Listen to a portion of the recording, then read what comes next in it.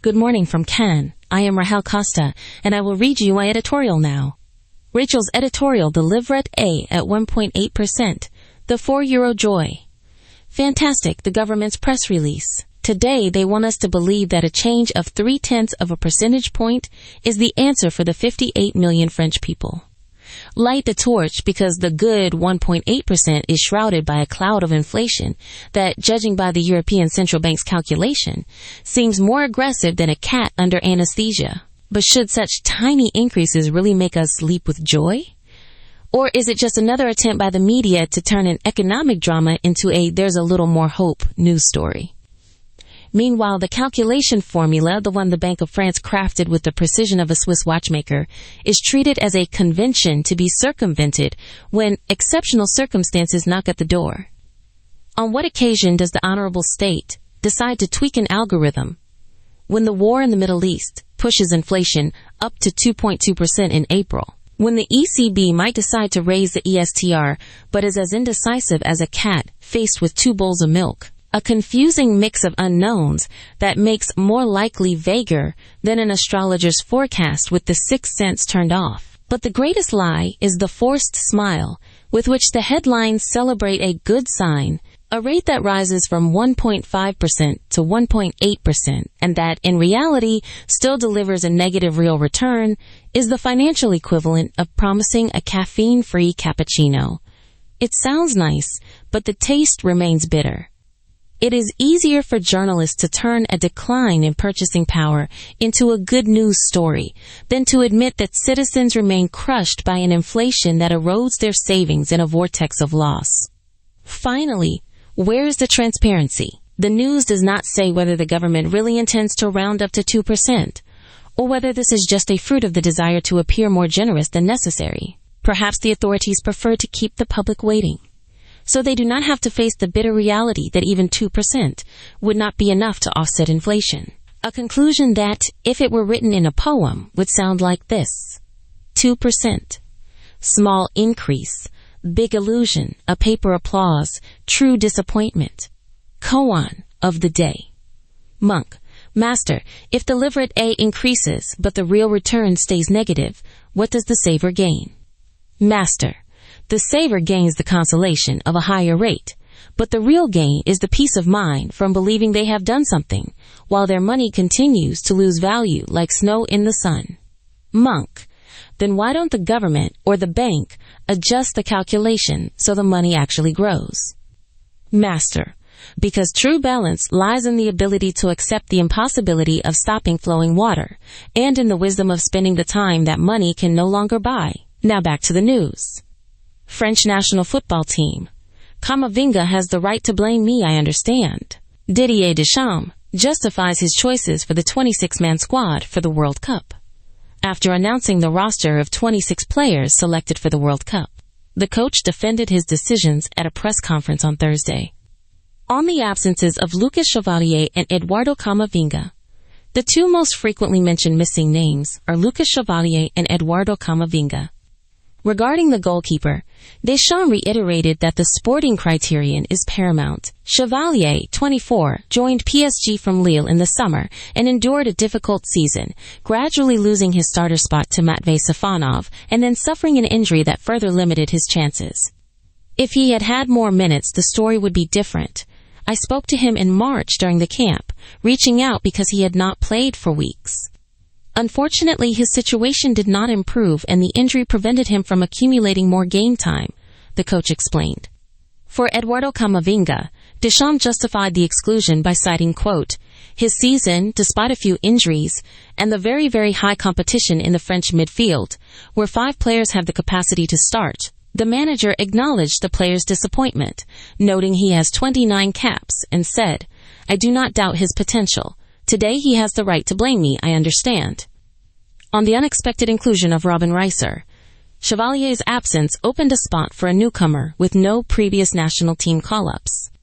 Robin Reiser, goalkeeper of RC Lens, will make his first World Cup appearance at 21. He is young. He has already been scrubbed by us during a Monday training session. He had a really, really good season. Deschamps commented, The 21-year-old winner of the League One Best Goalkeeper Award will be third Bihi. Andy Mike Migan and Bryce Samba in the hierarchy.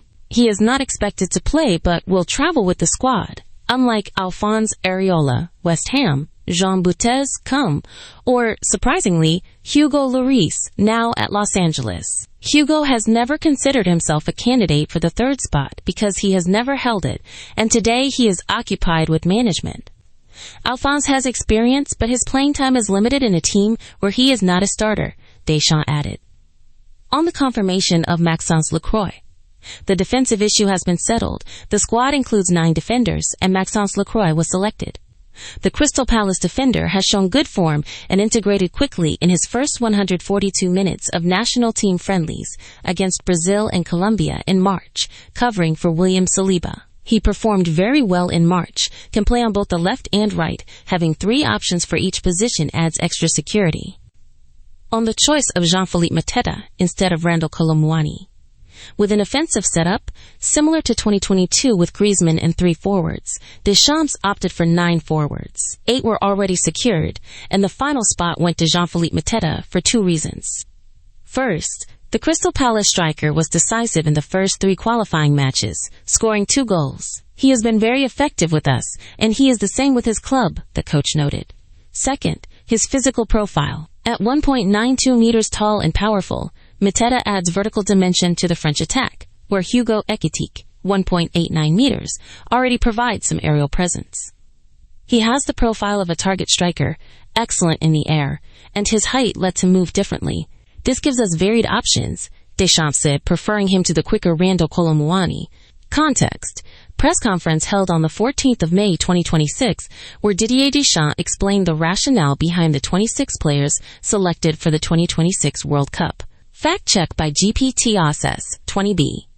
You are listening to news from France and the word on Centrale Milano 1575 kilocycles and on Radio Nizza. French Press Review.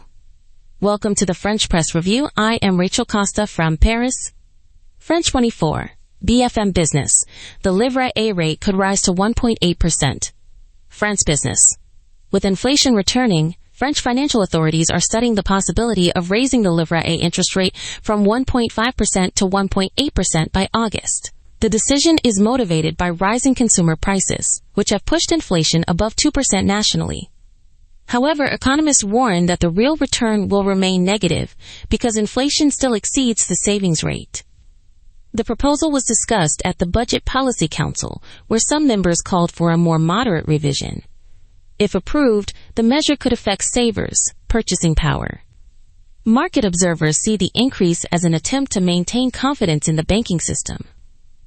The splendid wisdom of Modi telling Indians to keep money in the bank instead of buying gold or flying abroad. A true champion of spend less, dream more, who, however, seems more an acceptance of crisis than a solution. And then add the price of tea. If you don't buy gold, at least you save on your next vacation to Dubai, right? BBC News. Modi urges Indians to buy less gold and travel less abroad. BBC Indian Prime Minister Narendra Modi launched a national campaign to reduce gold demand and curb overseas holiday spending. The initiative stems from fears that rising oil prices and geopolitical tensions are weakening the rupee. Modi asked citizens to save money to support the country's foreign exchange reserves. Economic analysts say the measure could limit capital flight, but they also fear possible repercussions for the tourism sector. The government has planned tax incentives for domestic savings. Social media reactions are mixed, with some welcoming the proposal as prudent and others viewing it as restrictive. France Info Hantavirus. American passenger test negative. France Info. French health authorities confirmed that the American passenger aboard the cruise ship MV Hondius tested negative on the new hantavirus test. Initially, the case had raised great concern because the ship had been isolated to prevent an epidemic. Experts explained that false results are often due to contaminated samples or detection techniques that are not yet fully refined. The cruise can now resume its itinerary, though quarantine measures remain for other passengers. The health ministry reiterated the importance of regular checks during travel. The case, now closed, has reignited debate on handling health emergencies on maritime transport. France Info, Nantes, shooting at Port Boyer, teenager killed. France Info.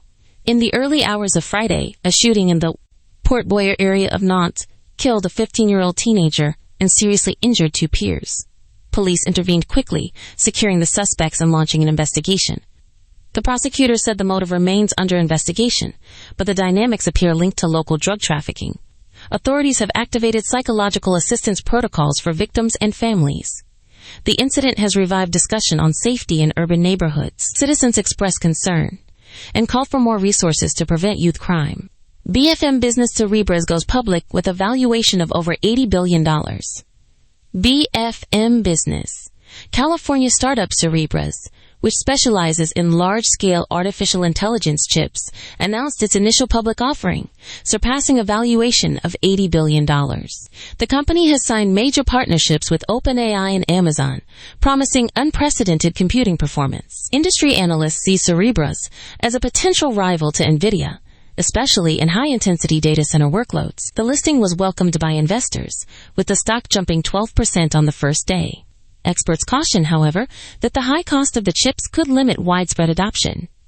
Interest in AI continues to drive hardware innovation. BFM Business, IMF, warns of an unfavorable scenario because of the war in the Middle East. BFM Business.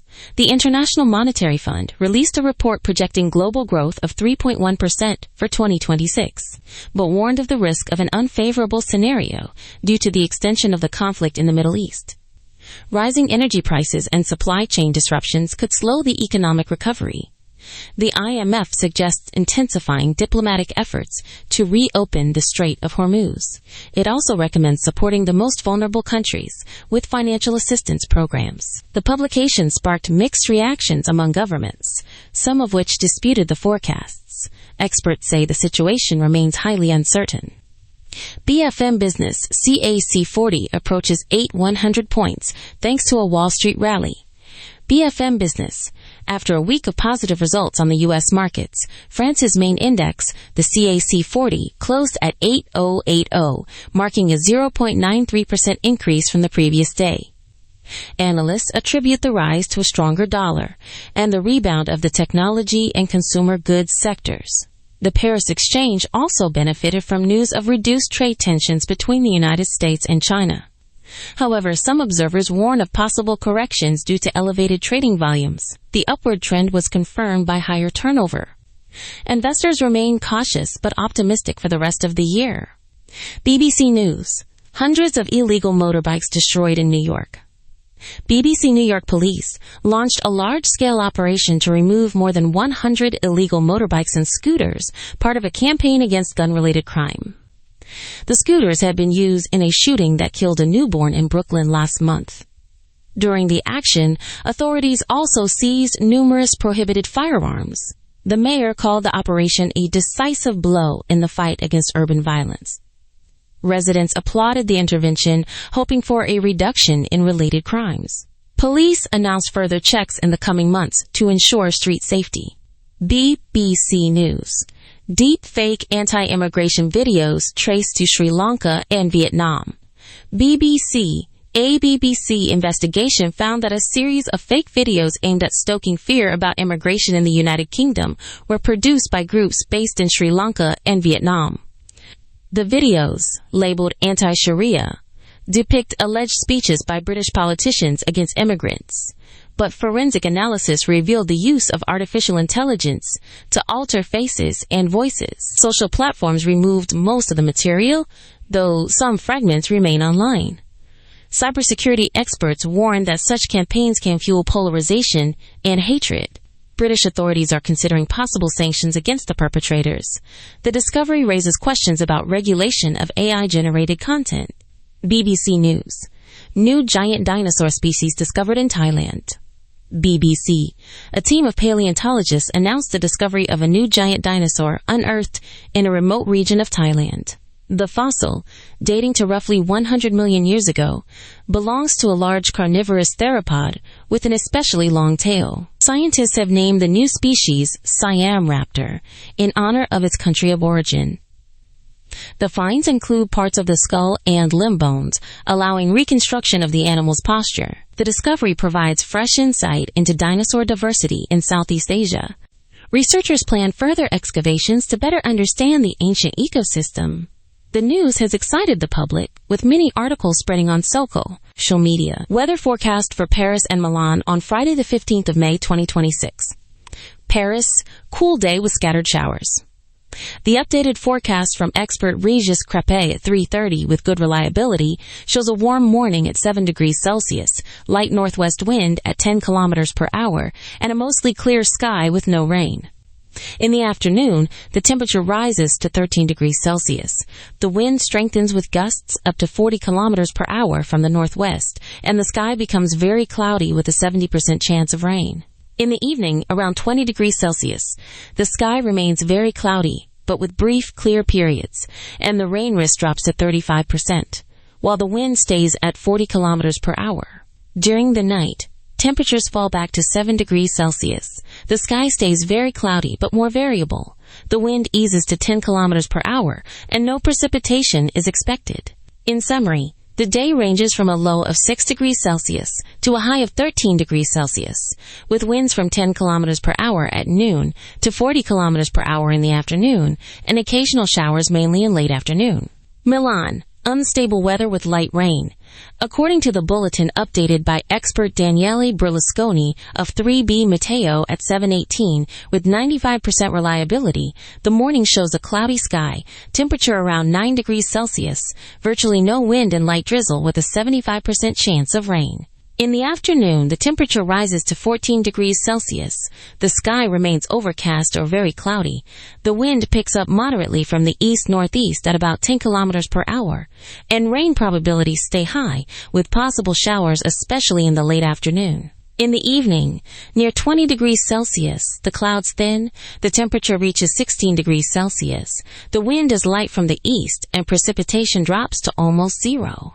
At night, the temperature falls to 9 degrees Celsius. The sky is clear or slightly cloudy. The wind is weak from the east, and there is no rain.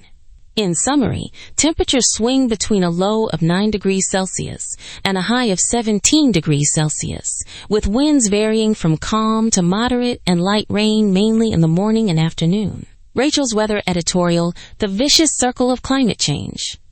It is truly surprising how every drop of rain or every light breeze instantly becomes proof of the climate apocalypse.